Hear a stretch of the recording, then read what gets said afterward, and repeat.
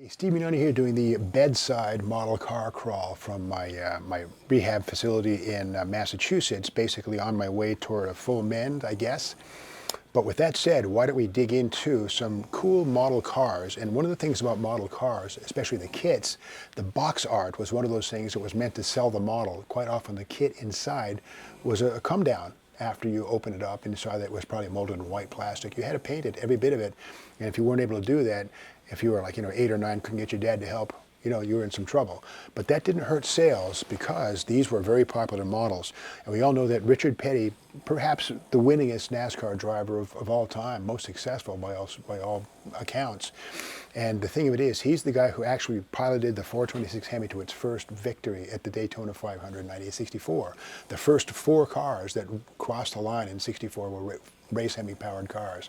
So JoHan decided to remember that fact with this. This is the 65 JoHan Plymouth Fury. And there's the picture right there with the new Hemi head engine. And it was such a fantastic thing that they decided to give it its own spot on the cover of the box. But here's the thing. Dodge and Plymouth never built full-sized cars, C-bodies, Furies and Monacos with the Hemi engine. But here's the deal. 1964 was the year that Richard Petty dominated with the 426 Hemi. It was legal then, but in 65, Bill France, who ran NASCAR at the time, said, hey, these aren't normal engines. You guys can't run them in 65 unless you put them in a bigger car. And that's what happened. Bill France actually funded the assembly of a C-body like this. Now, that's not the car. Petty did not run a C-body like that. Now, C-body, of course, is the full-size platform, A-body, Dart, Duster, that stuff, B-body, Coronet, Charger. C-body was the big ones, this thing right here, 122-inch wheelbase. They were bigger cars, so they weren't really as competitive. And what do you know? The Fords were suddenly close. So 65 wasn't a great year for the Hemi because it was a boycott year from the factory, so they had to do these things. But this model is a beautiful thing. This one here is a pretty rare piece. And again, the white plastic, which is an instant turnoff if you're a model builder, And the thing of it is, it's a beautiful, the rendering of this is really sweet, and the Commando 426 logo on the side.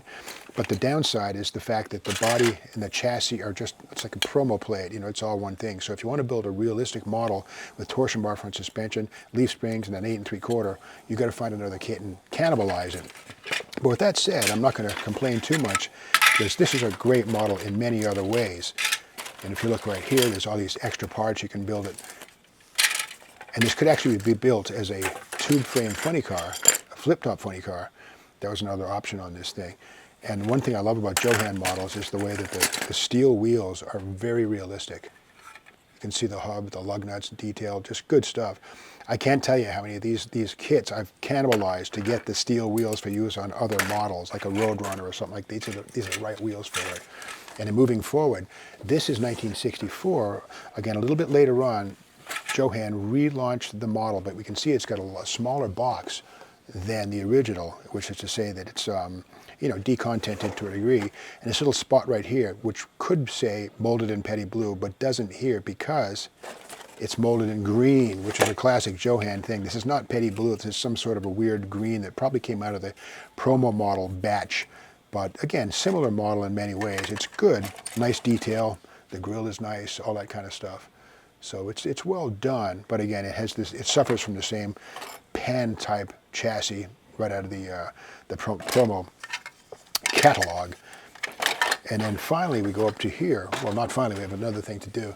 This is the Plymouth Belvedere full competition, and this is kind of weird. Petty 64 Plymouth full competition. But here's the thing, look at the Golden Commandos flip-top Plymouth Belvedere. They never had one of those. They never built a flip-top B-body of any kind. So JoHan once again was trying to, cover many bases with one basic model kit. And this is another one of those flat boxes, whereas these are the shoe boxes, which are tighter, smaller, but these actually take up more space on the dealer floor. And here it is right here, nice pure white plastic on this thing. And same basic goodies inside, the valve covers for the Hemi, but this one also here, if you want to build this as a flip top, JoHan gives you a tube frame, a Logie Brothers style tube frame, that stuff right down there. That is the tube frame right there. So if you want to go ahead and make yourself a Mercury Comet Killer, a 66, 67, you could do it, but it was not a real life model. Continue our discussion of Richard Petty's Electric Blue 43 Belvedere, 1964, and the flat box and the later retail version with the shoebox, which is physically smaller. And these were easier to stack with AMT and MPC kits, which are similarly sized. But the flat boxes were problematic for retailers because, well, you had to make more room for these big boxes. And the thing is, when you sold that model, the stuff inside, which you glued together, was still a lot of spare parts and spare room that you didn't use up with that big flat box. But these are the most collectible of all JoHan models, these flat boxes. Even the Chrysler Turbine car in the flat box is a pretty rare bird. Now, the funny thing is, we talked a moment ago about C-bodies with 426 Hemis. And if you look at the November 1965 issue of Motor Trend magazine, you'll see a story on NASCAR and Bill France and the 3 or 4 cars that were built for NASCAR racing in '65 with the full-size body. They weren't competitive because they were too big, too heavy, 122-inch wheelbase, not quite as good at handling as were the B-bodies, which are 116-inch wheelbase, and were probably about 20% narrower and lighter. But with that said, more Petty fame is right here. This is the Superbird, perhaps the most famous Richard Petty race car of all time. And yes, JoHan rendered it in 1/25th scale.